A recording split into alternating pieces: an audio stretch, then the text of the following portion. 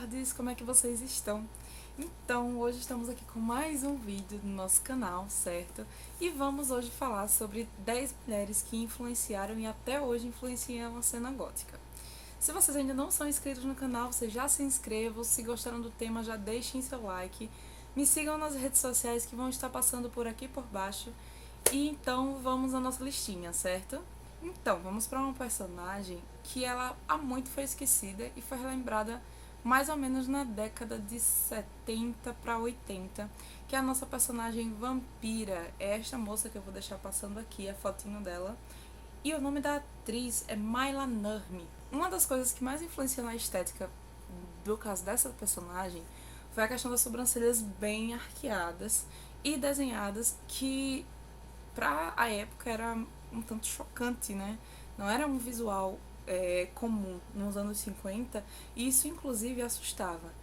E ela não fazia parte de um cinema em si, de filmes em si. O que ela costumava fazer eram programas de TV falando e comentando sobre filmes de horror, assim como a tão conhecida que a gente tanto ama, Elvira, certo? Tanto que nessa época que a Elvira surgiu, teve uma puta de uma polêmica justamente com a Maila Nurmi. Mas isso não vem ao caso agora.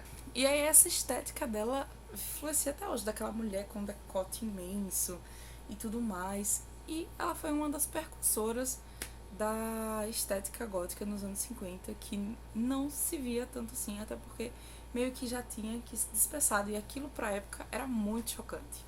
Era muito, como eu posso dizer, era completamente anormal, vamos dizer assim, ainda mais quando naquela época os padrões de beleza eram totalmente outros, né? Eram totalmente diferentes. Então ela era vista como um ser sexy e ao mesmo tempo muito esquisito. A segunda personagem eu tinha falado ainda há pouco, né? Que é a nossa tão conhecida Elvira. Elvira, Rainha das Trevas, interpretada por Cassandra Peterson, ela é uma das mais influentes, inclusive por estar no período em que a subcultura gótica surgiu, que foi nos anos 70, isso fora daqui do país, óbvio, porque quando veio chegar aqui já era perto do final dos anos 90, ou 90 não, minto, 80, e nos Estados Unidos e em outros países chegaram em meados dos anos 70. E foi quando surgiu a personagem da Cassandra, que teve uma certa represária, justamente essa pequena discussão com a Maila Nurmi, porque ela se intitulou a Rainha das Trevas. Contudo, a gente sabe muito bem que a personagem da Maila veio há muito tempo atrás. E hoje, a Maila até hoje ela é considerada a verdadeira Rainha das Trevas. O que não quer dizer que a Cassandra também não seja. Eu fico meio que ainda naquele impasse, porque a Cassandra também surgiu na época com o intuito de fazer programas de televisão, misturando um pouco da comédia com comentários sobre filmes de terror. E isso a Maila já fazia na época dela, nos anos 50. O que era muito, mas muito, muito, muito mais novidade do que pra Cassandra, vamos dizer assim, né? Enfim, então tem esse impasse aí entre Maila Nurmi e Cassandra Peterson, quem é a verdadeira Rainha das Trevas. A Maila chegou ainda a processar a Cassandra por esse título de Rainha das Trevas. E acabou que o processo não deu em nada, por conta dos títulos que eram um tanto diferentes, e da época, por ser uma coisa diferente. E aí aconteceu que o processo não deu em bosta nenhuma. Cada uma tá pro seu lado e assim ficou. A terceira personagem que eu escolhi, e que eu acho que todo mundo já conhece com mais foco assim, é a Morticia Addams. E eu vou falar aqui sobre duas visões de duas atrizes completamente diferentes, vamos dizer assim. Tiveram várias mulheres que interpretaram a Mortícia, sendo que duas ficaram para a história, inclusive com a questão das caracterizações com relação à personalidade da personagem em si. A Caroline Jones, ela foi vamos dizer assim, ela foi a primeira Mortícia a que conseguiu trazer aquela imagem da pureza da mulher e ao mesmo tempo aquele lado sombrio. Conseguiu trazer também o que os diretores queriam no começo, que era uma mistura de comédia meio com terror, meio dark, vamos dizer assim. Então ela tinha sempre uma expressão como se ela estivesse feliz, né? Você não via muito a Mortícia séria nessa época. E foi pra uma série, não chegou nem a ser filme, era uma série que passava. Eu não lembro, eu creio que tenha sido nos anos 50 também, porque a série era em preto e branco. E essa série ainda chegou a passar, sim, eu cheguei a assistir. Quando. Acho que na época da Nickelodeon, há muito tempo atrás, passava no Nick at Night, que normalmente pegava entre 11 e pouca da noite e varava a madrugada com séries antigas. E a série da família Addams era a que eu mais amava e que eu mais gostava. Então essa atriz, a Carolyn Jones, ela conseguiu trazer essa coisa da pureza, da delicadeza que a Mortícia tem em si em relação à própria família e a tratar as pessoas. Então ela sempre aquela coisa mansa, aquela mansidão, mas você não via tanto a personagem séria. E a segunda atriz que interpretou a Mortícia que mais marcou foi a Angélica Houston, que são dos filmes que a gente tanto conhece da família Addams, tá? A Angélica Houston, eu achei ela magnífica interpretando a Mortícia também, porque ela conseguiu trazer a morbidez que estava faltando para a personagem. Ela traz aquela delicadeza, aquela seriedade, mas ao mesmo tempo ela consegue trazer a frieza, que era o que me faltava muito quando eu assistia a série. Eu já tava meio que. Eu já via a Mortícia como um ser mais sério, mais mórbido, mais voltado para a questão da morte. E a Angélica Houston conseguiu trazer isso com muita precisão. Então, pra mim, é uma das personagens que tipo, eu mais amo de verdade, é Mortícia. E a que mais me marcou mesmo, eu acho que foram só essas duas. Tiveram outras atrizes que fizeram, mas as que ficaram mais conhecidas foi Carolyn Jones e Angélica Houston como Mortícia Addams. You're like some desperate howling demon. I think I'll go down and relax a bit on the nail bed. Yeah. Vamos a uma atriz. Eu não vou falar em si da personagem, porque são várias. Ela fez vários personagens góticos que influenciam até hoje. Então, a atriz que eu escolhi foi a Winona Ryder. Marcou muito a questão do cinema gótico, justamente por conta de filmes que ela interpretou maravilhosa. E maravilhosa, muito maravilhosa, velho. Tô até emocionada, meu Deus. Enfim, os filmes que ela fez, que marcaram mais, foram Edward Mãos de Tesoura, Os Fantasmas Se Divertem, que ela interpretou a atriz principal, a gotiquinha, bonitinha, fofinha, super morbidinha, que falava como os mortos. Well, I read through that handbook for the recently deceased. A próxima atriz, porque eu não vou falar só de um personagem, como eu fiz com as anteriores, com as primeiras, é a Christina Ricci. Ela foi eternizada como a eterna Wandinha, né, nos filmes que a gente conhece. Ela também participou de Família Addams, ela era a nossa Wandinha, ou Wednesday, como vocês quiserem chamar. E ela soube interpretar muito bem. Ela, desde criança, sempre teve aquele ar mais pesado com relação à morbidez e com um lado mais obscuro. E ela interpretou muitíssimo bem, isso aí a gente não tem dúvidas.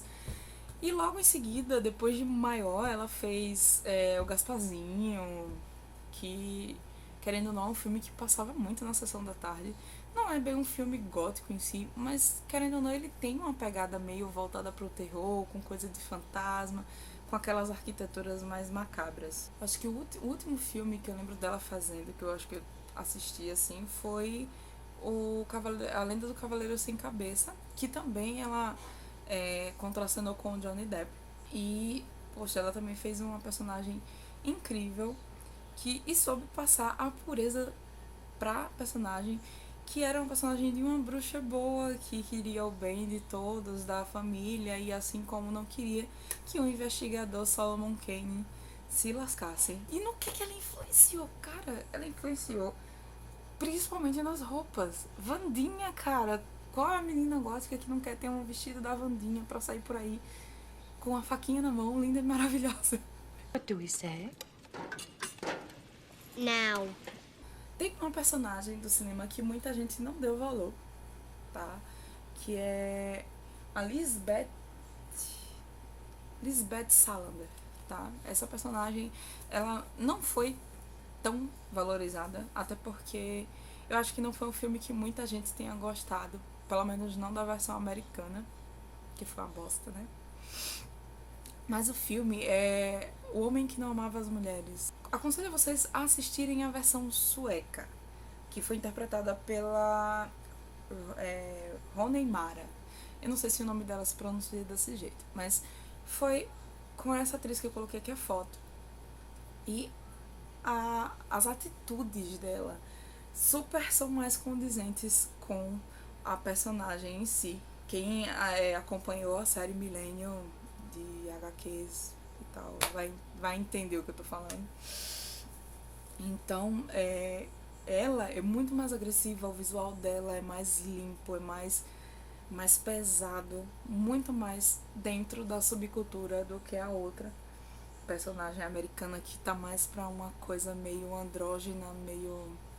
É lógico que a gente sabe que a androginia tá dentro, até porque a personagem ela é andrógena, mas o do filme sueco eu acho que tá muito mais condizente com o que a personagem em si traz. Então é aquela maquiagem forte, o cabelo diferente, tem umas coisas que ela tá com uns moicanos, bem parecido com o estilo mais death rock e tudo mais. Então trouxe essa pegada mais punk e ainda influencia até hoje, porque a galera do death rock, que também, vamos dizer assim, que é meio que deslocado no meio da subcultura, as pessoas costumam separar sem necessidade pra mim.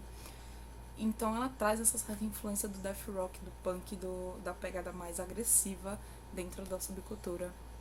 Inclusive com as roupas, maquiagem e até a trilha sonora é totalmente diferente do filme sueco pro filme americano.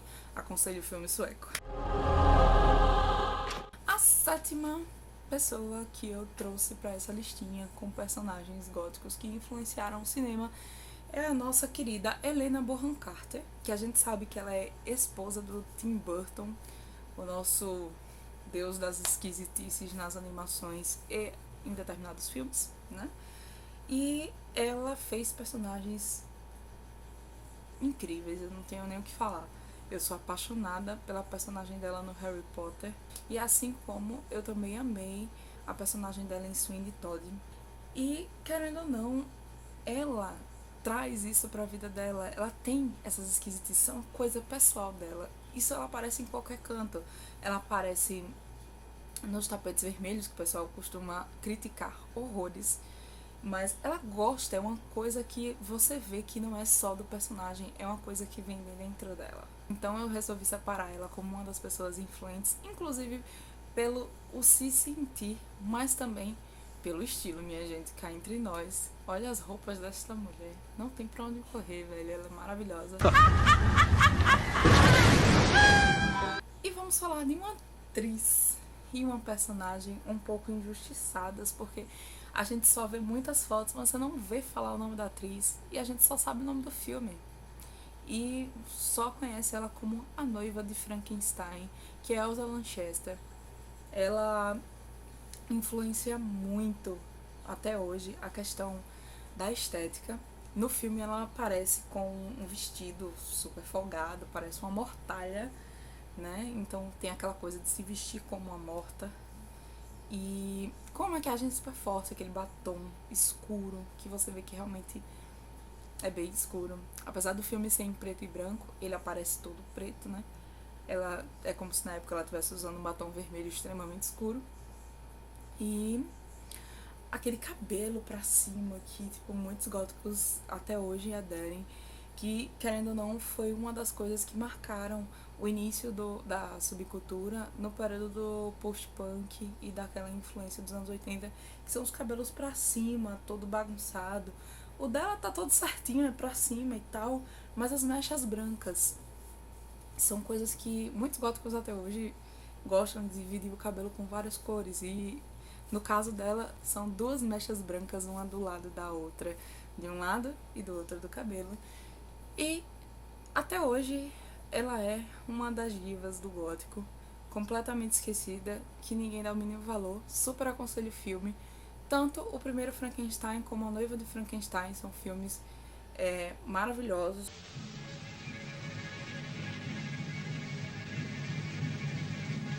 A próxima personagem que eu tenho pra falar também é uma injustiçada, mas creio que por conta de muita gente achar que ela surgiu pra concorrer com a Morticia Addams, porque elas surgiram na mesma época. No caso, as séries de TV, né? São antigas e acham que as personagens estão batendo, mas são completamente diferentes, até por conta da história. Apesar de ter a mesma pegada monstruosa, a personagem que eu estou falando é a Lily Munster, da série Família Monstro, certo? E ela é completamente injustiçada, porque ela é linda, maravilhosa, tanto quanto a Morticia, é completamente diferente. Ela faz um personagem de um vampiro. E as pessoas começam a querer comparar, porque aquela mulher linda, sexy, com os cabelos longos. Só que se você for observar, tem uma grande diferença. E no que é que ela influenciou? Ela influenciou também na estética. A maioria dessas mulheres influenciaram na questão da moda e estética, mas querendo ou não, influenciam também com sua personalidade. Ela também influenciou nessa questão, mas principalmente nos seus vestidos esvoaçantes, que ela é um vestido roxo super esvoaçante com marcação na cintura, decote grande, mangas estilo manga morcego, não sei como é que as pessoas chamam, parece manga morcego, mas enfim. E a última, que é uma personagem uma atriz que muita gente não conhece. Eu também não conhecia, eu ouvi uma menina falando porque ela estava fazendo uma espécie de, como posso dizer, desafio de maquiagens antigas, e ela veio me falar. Eu não conhecia essa personagem, me conheci muito tempo depois. E essa atriz se chama Teda Bara. Eu nunca tinha ouvido falar mesmo dessa moça.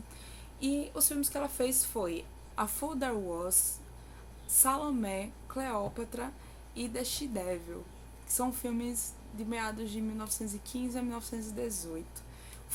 Os filmes são bem antigos, alguns inclusive fazem parte do cinema mudo, tenho pra mim.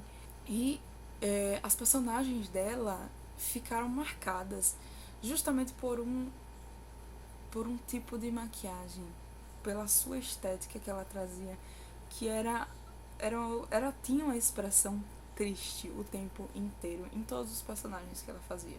Então ela conseguia transmitir isso com uma facilidade muito grande, sem muito esforço. E as maquiagens que ela usava eram maquiagens bem fortes, o que fez com que o famoso olho de panda, né, que a gente tanto rejeita hoje em dia, mas o olho de panda, que é aquele olho pretão bem marcado, entrasse pra moda dos anos 80 e viesse à tona pra subcultura gótica.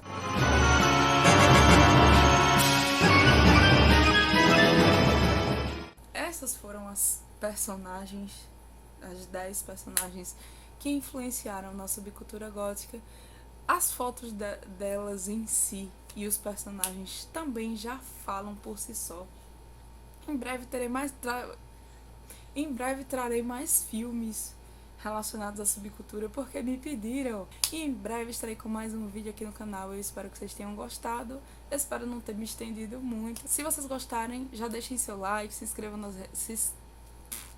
Se vocês gostarem, deixem seu like, me sigam nas redes sociais, se inscrevam no canal, mande beijinho, peça vídeo, que eu vou estar respondendo com muito carinho e amor pra vocês. E é isso, beijos e até o próximo vídeo. Tchau!